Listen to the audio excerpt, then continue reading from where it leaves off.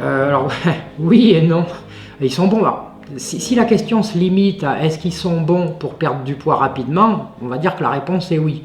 Mais le problème, c'est est-ce qu'ils sont bons sur le moyen terme et sur le long terme, et qu'en est-il de la sphère sociale quand on les suit? Et là, par contre, on va dire que c'est très problématique sur ces derniers points.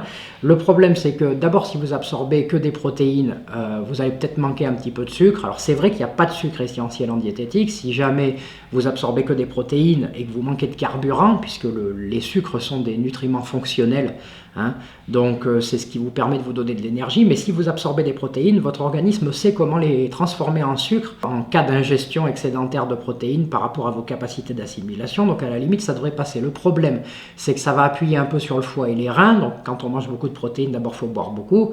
Le deuxième souci, c'est que souvent les régimes hyperprotéinés négligent énormément tout ce qui est légumes, tout ce qui est sucre et tout ce qui est graisse, et notamment les fameux acides gras essentiels dont je parlais précédemment et qui sont très très importants pour l'organisme. Donc c'est vraiment des régimes court-termistes. Ils vont produire un effet de grosse perte, parfois de poids sur 2-3 semaines, et ensuite l'organisme risque de bloquer, et à ce moment-là, quand on va revenir à une alimentation à peu près normale, parce qu'on ne peut pas faire ça toute sa vie, le risque de reprise de poids est phénoménal. D'ailleurs, ça arrive très très souvent. Le problème des régimes hyperprotéinés, c'est que si vous regardez bien, la plupart du temps, ils sont suivis par des gens qui vont attaquer au mois de mai-juin pour aller à la plage 2 mois plus tard.